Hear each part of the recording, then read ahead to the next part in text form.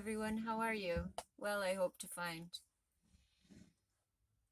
It's been a minute since I've been here, and I apologize for that. My life has been a little bit interesting, let's say, in the last 2, 3 weeks. Okay, so you know that my granddaughter arrived on the 2nd of November. I shared that with you. Well, a little shortly after that, things went a little bit sideways for little one and mommy, and they ended up in NICU for a few days. Um, I, of course, loaded my car and bounced, right? So everybody got home and everybody was well, and took about a week, and little one was stronger and getting better, and we had to be really careful about germs and colds and things, infection. So um, little one was doing well and everybody was well, so it's time for grandma to head home, and we had a little bit of a system in place. It was originally, it was going to be mom and dad were going to come home and have some skin on skin time and some just bonding time with the three of them, and then grandma would arrive and spend a few days, and then I would bounce, and the eldest would arrive and spend a few days, and then they would leave, and then the son-in-law's parents would arrive, and so there was the support, and everybody got to meet little one, but it was done with not overwhelming, just kind of perfect for baby, mommy, and daddy. um Things turned a little after she arrived, and like I said, NICU for a bit. And once they were home and I was there, and things were on the ups, everybody was doing well. um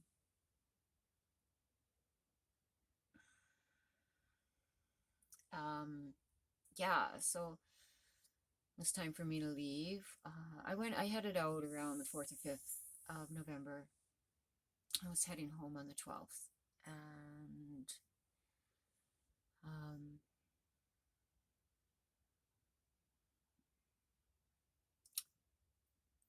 the road conditions weren't great. I mean, they were the best conditions in between the frontal systems I was watching, the snowstorms and stuff. I mean, we are in the mountains, driving through the Rockies, so um, you gotta watch. Anyway.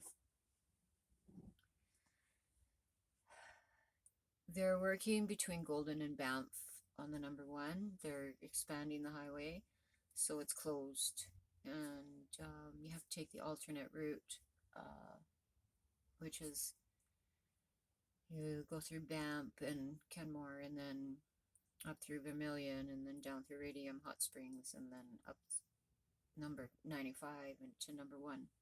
So 93 down to 91, or 95 and up to number one is the alternate route. 93 is in the, well, they all are in the middle of BF nowhere, 'cause sure, in the mountains. As I was coming about 3 kilometers just south of Vermilion Crossing, in the middle of BF nowhere, I lost control of my car, and I hit the girder on the other side of the highway, about 90K. I totaled my car. Some miracle there's not a mark on my body. Don't get me wrong, I effing sore from here all the way down to my feet. Effing sore. I wake up with this brutal headache every day, and it subsides. It's subsided. From head to toe, guys. From head to toe. It's 10 days. Skipping so much. Okay, so so many people stopped, you know. And I remember when I was just before I hit the girder, I put my arm up here to brace myself on the door, you know, that ledge between the window and the door, that, and I braced myself so I wouldn't go this way, and I just boarded like Fred Flintstone, put your feet through the floor and stop the car.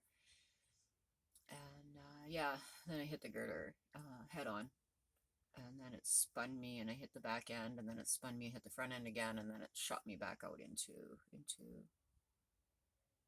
to the yellow line.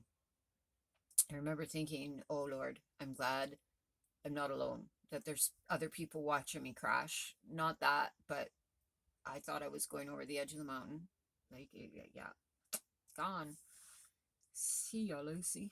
Uh, but they've improved these girders or meridians or whatever the hell they want to call them, and they've improved the design that they don't move, and it kind of pinballs you back out. It doesn't up and over like years ago. I was in another car crash. I was not driving, and yeah, it was up and then bam, back down, like, but it was almost over. That was a meridian going over onto the other side of the highway. Anyway, um,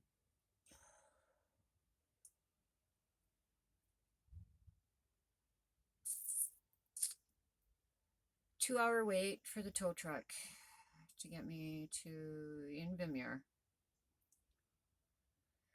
Everybody's like, "Where do you want to go?" And, you know, Invermere, Invermere, Invermere. I go, "I guess I'm going to Invermere. I don't know where the F I am. I'm in the middle of BF nowhere on a fucking mountain range, and I just want to go home, and I get no car now. It's totaled. It will not. It's totaled." um, anyway, so the tow truck came and they took me to Invermere. And if I didn't known where it was, like, I'm not geographically strong at all. I rely on maps and GPS, and GPS is so shitty because it just shows you the fucking road you're on. It doesn't show you. Anyway, I may go back to maps. Anyhow, I didn't know I could have. Golden was another couple hours this way, but, you know, anyway, I ended up in Invermere, BC. Um, so 2 hours on the highway waiting for my ride, my tow truck. The highway supervisor, he rolled up and he invited me to wait in his truck until the tow truck arrived, and RCMP, and, you know, the Schmanils. I still feel like I'm okay. Don't get me wrong, I'm sore, and I have a couple of concerns about some sore spots, but I'm okay. There's not a mark on me. So please send the ambulance and the fire truck and all them back if it's a 2 hour drive up here. Those resources might be needed somewhere else where it's needed. Like, I'm probably in shock, but I'm okay. I'm not bleeding, I'm not gushing, I'm not bruised, I'm not, I mean, I don't know. I'm okay. I kept saying, I'm okay, I'm okay. So waited for the tow truck. The tow truck, 2 hours, gets me down to the shop, the tow truck shop in Invermere, which is a Napa Auto Parts as well. And of course, I phone ICBC, so that was a 2 hour wait on hold. So this crash happened at 9:50 a.m. And I don't know, 2, 3 o'clock in the afternoon. I'm still waiting to talk to the insurance people. Finally got through and got that there, and I'm probably not thinking 100% clearly, because I'm like, okay, I want to rent a car. And they're like, there's no car rentals here. Okay, how about a car dealer? I'll buy a car. They're like, there's no car dealers here. I'm like, okay, what about a hotel? Yep, they can do that. We have a couple of those.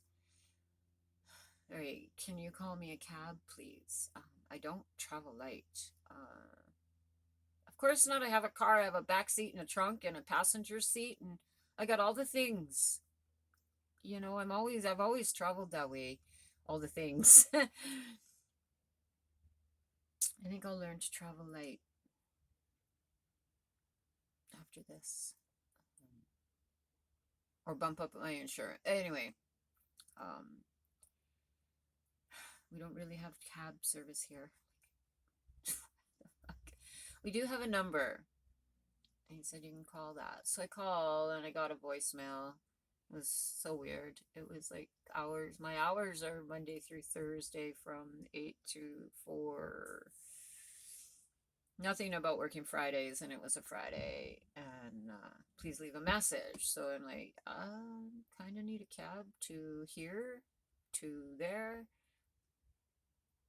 Could you come?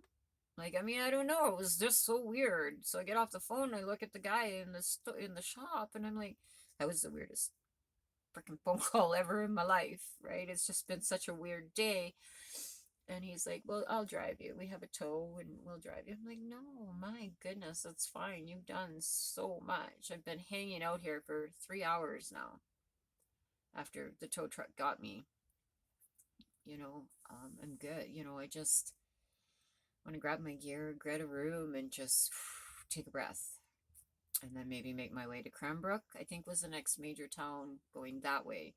And rent a car, buy a car.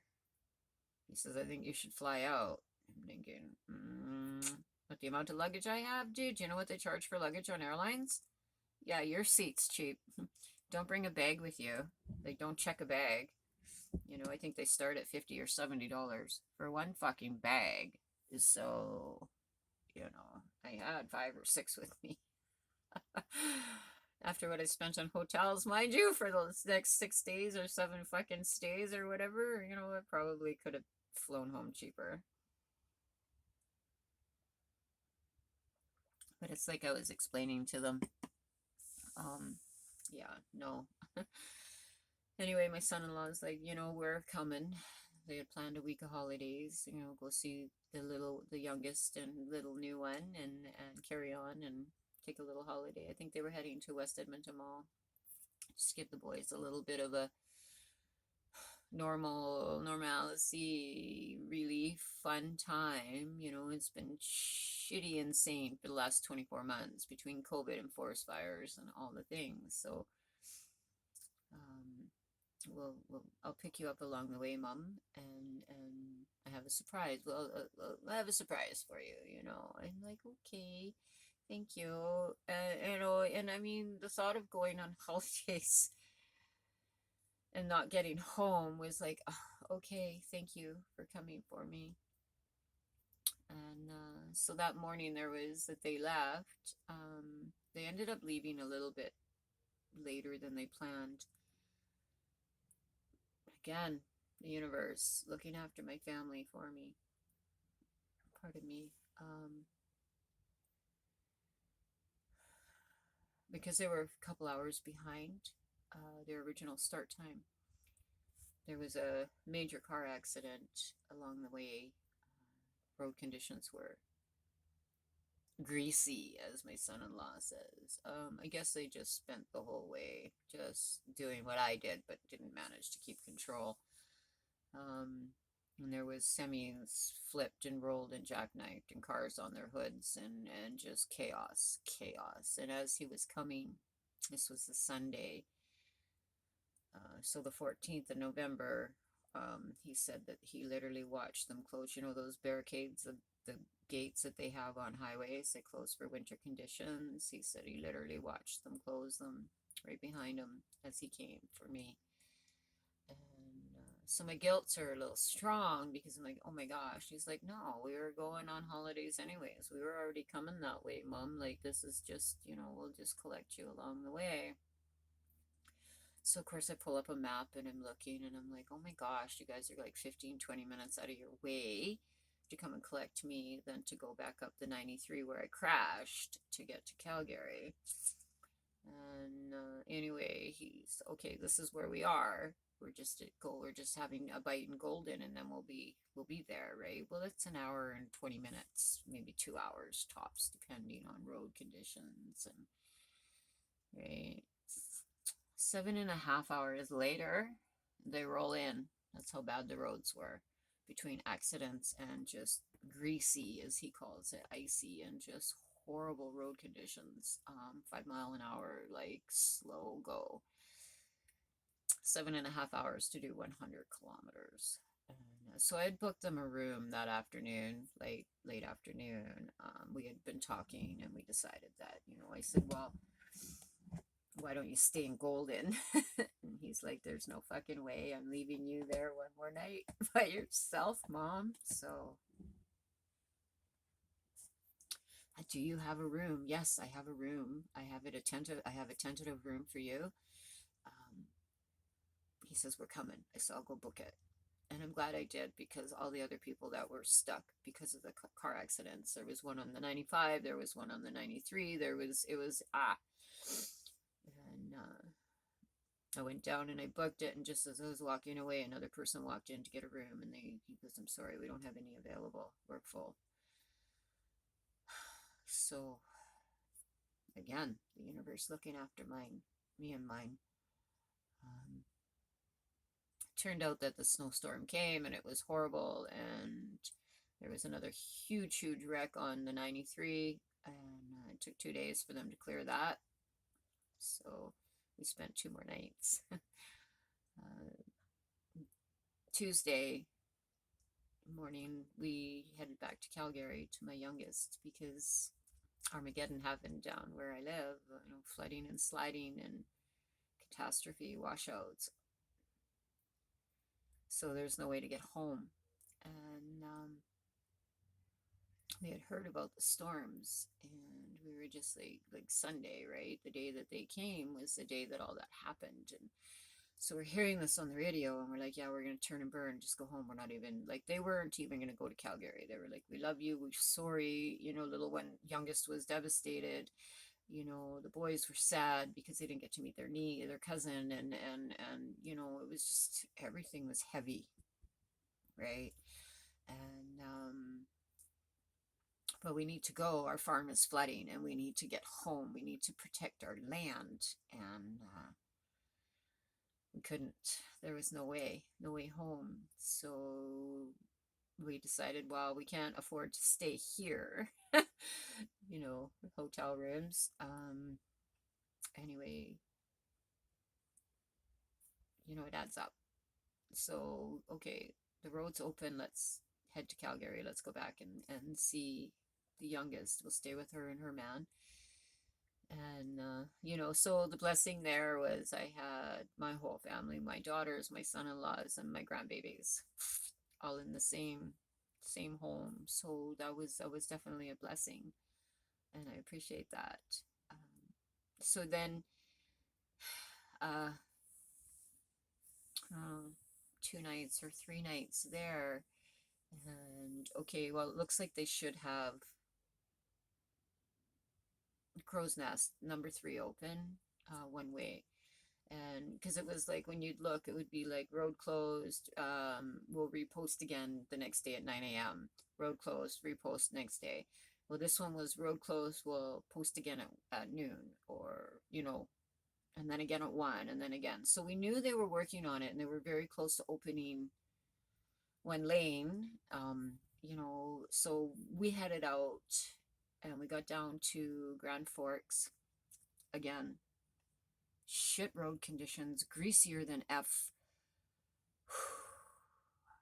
So grateful for my son-in-law and his driving skills.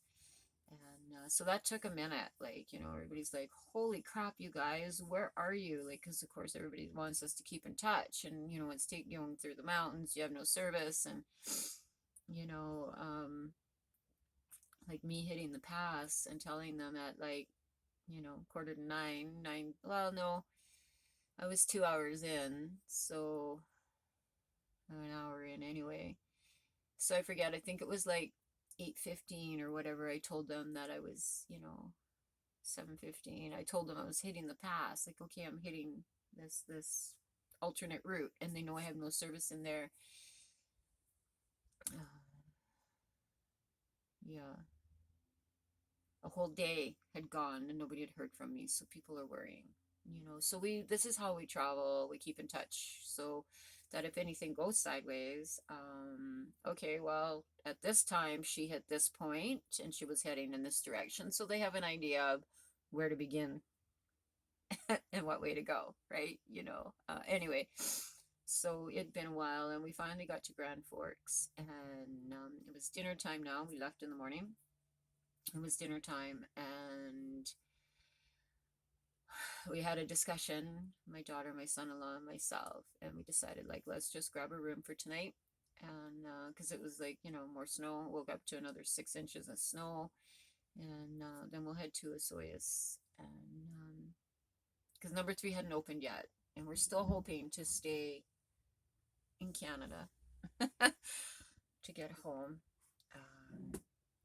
Anyway, I mean, the kids didn't have passports, and we just didn't know how that was going to go. We knew they had lifted the COVID testing, rapid testing thing, and that, if you come in, just go straight through. You have 72 hours to, which seems like a long time, but anyway, okay, right. So we got to Osoyoos, and it was still, we left Grand Forks and we drove to Osoyoos. It was lunchtime when we got there, and it was like, okay, so they're still saying check again at 3. And so we're trying to kill time, and it was, oh my gosh, 1:30 or 2 in the afternoon.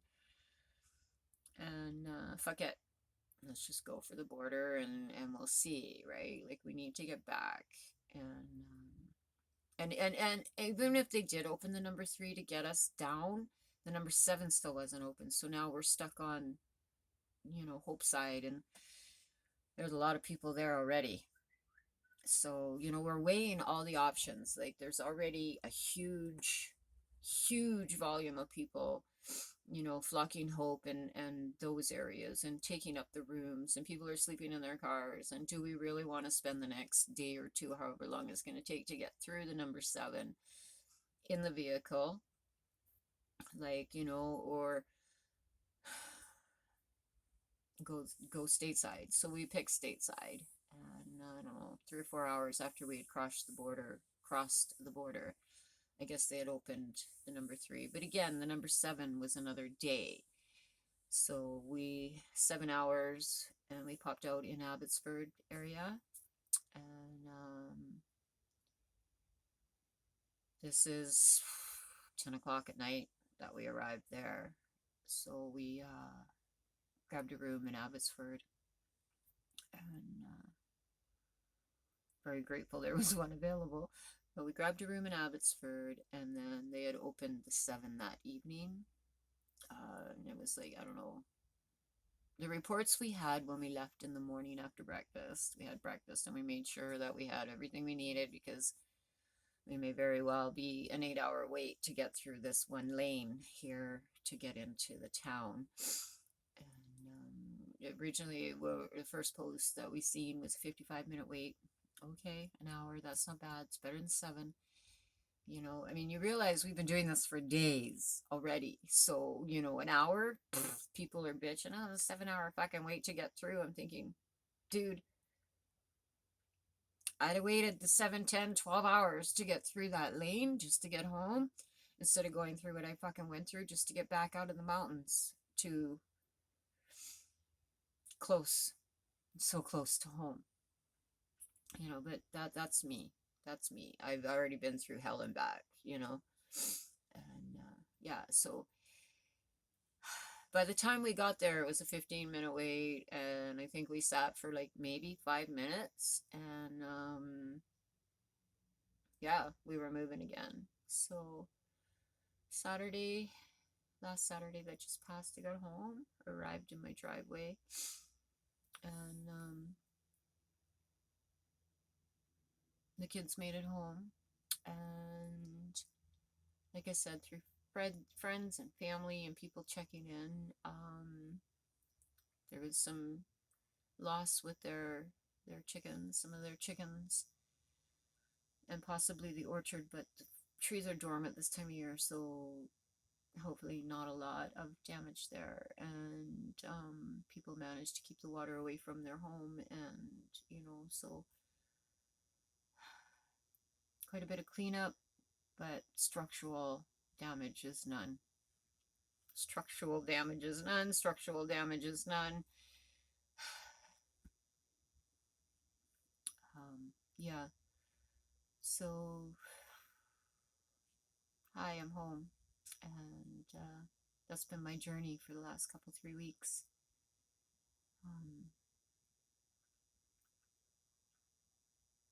The day we left Calgary, the day after we left Calgary, I mean, little one's 2 weeks old to the day after we left. So it's been an adventure, but her health weight was up, and she's good, and mommy's good, and everybody's good.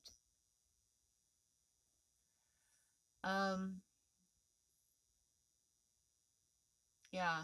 So I'm on the road to recovery. I'm going to massage therapy on Friday, and I'm gonna keep an eye on some of my super super super super sore parts. I mean, I'm sore everywhere. Please don't take that like it's nothing, because I'm actually in agony, but that's okay. I'm not. I'm sitting here, I'm breathing, and I don't have a mark on my body, and I hit a wall at 90K. So you gotta find your blessings where they are.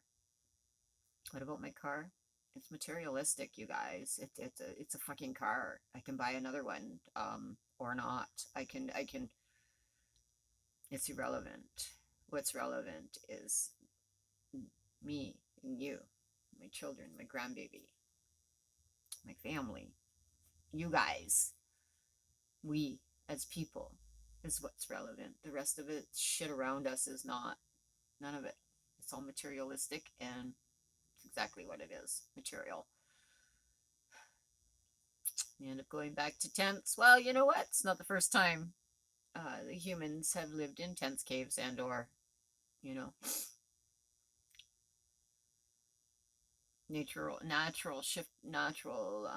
shelters, lean-tos and such. So, um, I just wanted to share a little with you on things. I've been crocheting. I started a sweater, but I'm not working on anything right now because my shoulders are a little bit ickety and not working so great. So, I I've overdone sitting here speaking to you for the last 28 minutes. I can't anymore, so I gotta go and just sit back and let something else hold my body for a minute besides me. And then I'll go for a little walk, and I'll just keep on keeping on until I am fluidly moving without pain. Thanks again for tuning in. Peace and blessings to each and every one of you, and stay kind to yourself and to each other. And we're in for more storms this weekend, you guys, so prepare yourselves. Another 150 mils of water, so plus the snow melt. So just be prepared, because our authorities sure as hell don't notify us on the chaos that's about to come upon us. So yeah, stay safe. Again, peace and blessings to each and every one of you. Have a fantastic day. Okay, bye for now.